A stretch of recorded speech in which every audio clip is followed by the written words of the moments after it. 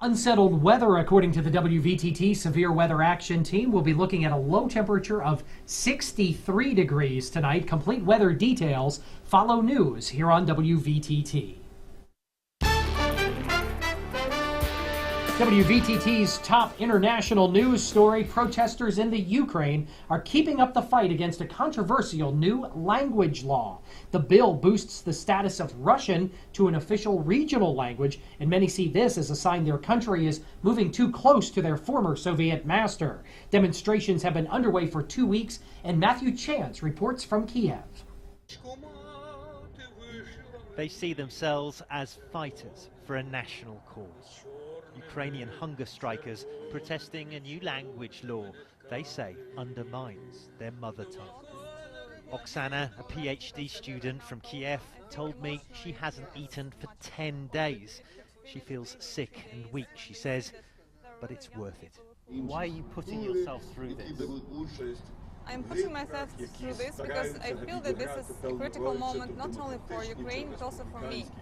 And here should be the people who fight for Ukraine, fight for Ukrainian language in Ukraine. I need to be here and fight for Ukrainian language. Why are you so opposed to this law that would mean that people in the outlying regions of Ukraine could speak a language which is more comfortable for them? Why are you so opposed to that law? Actually, it's not only my position, but also the position of experts, philologists, who really prove that this law, in the long run, makes the Russian language the second state language. A few, like Oksana, have already been evacuated to hospital. It shows how seriously mere words are being taken here. You see, these protesters are deeply concerned that their language, Ukrainian, may be swamped if Russian is given any kind of official status here. There's already alarm that Ukraine may be moving too close to its giant neighbour.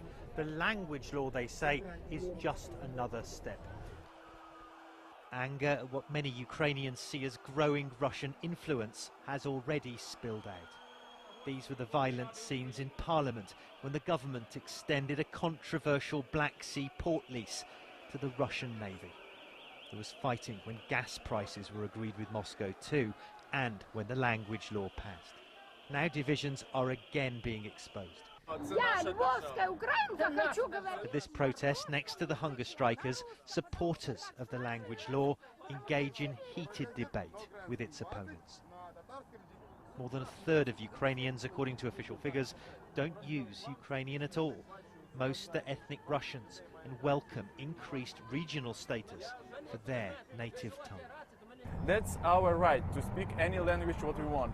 But they think that we get money about all this action, and also they think that you're being paid by the Kremlin. Yes, that's right. Undermine the Ukrainian language. That's right. That's right. But it's totally wrong. It's not true.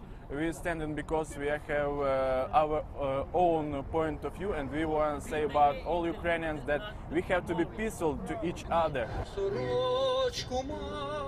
But opponents of the language law say Ukraine's cultural heritage needs to be carefully preserved, even defended, especially from a resurgent Russia next door. Matthew Chance, CNN Kiev. More than half of the United States is in some stage of drought right now. It's the largest drought the nation has seen since the 1950s.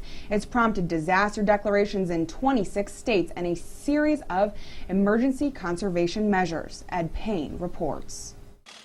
Farmers are worried about how much their harvest will be damaged and how big of a hit their livelihoods may take this year.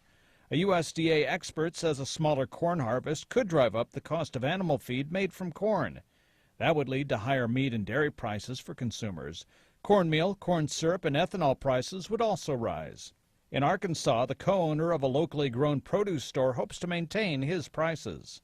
If we get more rain, it'll stay the same, but if it keeps on drying out, it might get a little more expensive. A customer from Texas says fresh vegetables are a priority for her. So if prices do rise, she'll make adjustments to her budget. It's something that you have to have in life, so you just substitute other things in life. In Indiana, state police are stepping up efforts to help enforce the statewide burn ban issued in light of the drought. They want to make sure cigarettes do not spark fires. In fact, anyone who tosses a lit cigarette from a moving car could be fined up to $10,000. And an Indianapolis homeowner found a creative way to keep his lawn looking nice despite a watering ban. He painted it green with paint made specifically for grass.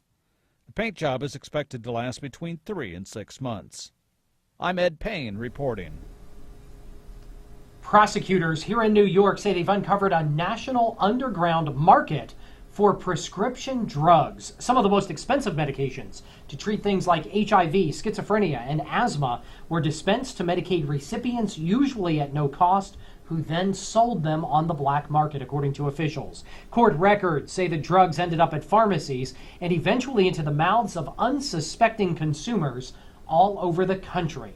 Aside from fraud, court records laid out the danger. The bottles could have been tainted, dosage instructions missing, and the drugs mishandled. President Obama continues to go after Mitt Romney about his personal finances. Romney and his campaign are hitting back. Dan Lothian has the story.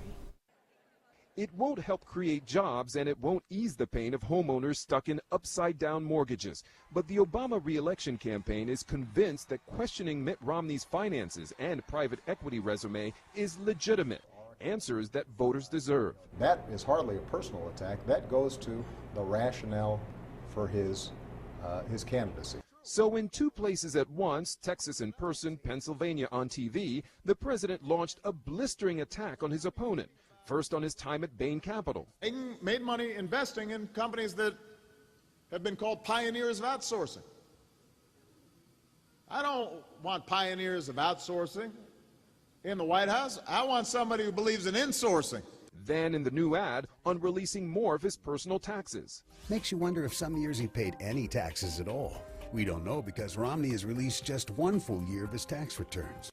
The battle for Pennsylvania cannot be understated. Even though Democrats in presidential races have held the state since 1992 and President Obama won by 10 points in 2008, the Keystone State appears to be in play. And this is how it's all unfolding. The president hit Romney in this new campaign ad targeting the Pittsburgh area, where the former Massachusetts governor was holding a rally, standing in front of a sign that read, Obama's upside-down economy. He's got no new ideas for getting the economy going. He's got no one new to blame. He's out of touch with what's happening in the country, and that's why in November we're going to put him out of office. But the harshest counterpunch came from former New Hampshire Governor John Sununu, a top Romney campaign surrogate and fierce defender, who on a campaign conference call referred to Team Obama as a, quote, bunch of liars for their Bain attacks, then criticized the president's handling of the economy this way. I wish this president would learn how to be an American. Sununu later clarified those remarks to reporters, saying the president needed to adopt what he described as an American formula for creating businesses, an environment where entrepreneurs can thrive. He apologized for not better explaining that the first time around. Nonetheless, the Obama campaign was quick to react, saying that the Romney campaign has, quote, officially gone off the deep end, and that this over-the-top rhetoric won't make things better. Dan Lothian, CNN, the White House. The Boy Scouts of America finally made a decision after a 2-year ordeal of whether or not to allow gay members inside the club. They voted against it, even putting a ban on gay kids from joining. Members of the Boy Scouts and parents are claiming they have a right to address same-sex orientation within their families, spiritual advisors, and also to maintain a right setting, according to Boy Scouts of America Chief Executive Bob Mazuka.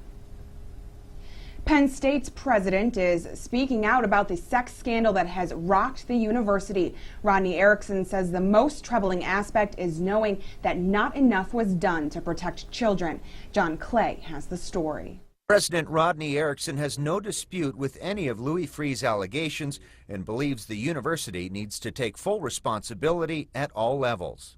I think the most troubling part was reading the judge's conclusion that there was a consistent lack of empathy, of concern for the victims, not following up and not pursuing the case to see that appropriate actions were taken to protect children. The responsibility will come with a cost. They're paying legal fees for Penn State administrators implicated in a cover-up, and former athletic director Tim Curley is still getting a paycheck. He was put on a paid leave of absence last November and has continued on that status through the intervening months. Now that we have the free report, we will reevaluate that. Dr. Erickson says the school will use interest gained from sizable loans and insurance coverage to meet the needs of any settlement. We're not going to use tuition money, we're not going to use donor money, we're not going to use taxpayer money to deal with any of the civil claims or any of the other out-of-pocket costs for the university for legal expenses and so forth. We have indicated that we are working on a process that we hope will be engaged by plaintiffs' attorneys so that we can have a fair process here of dealing with victims in a way that won't require litigation. Dr. Erickson says the university is still deciding what to do with the Paterno statue. They expect to make a decision in the next 7 to 10 days. They're balancing what Joe Paterno's positive impact was on the university with the damaging allegations outlined in the free report. There are lots of reasons NBA standout Jeremy Lin is joining the Houston Rockets, 25 million of them to be exact. Derek Smith has WVTT Sports next here on News Channel 25, WVTT.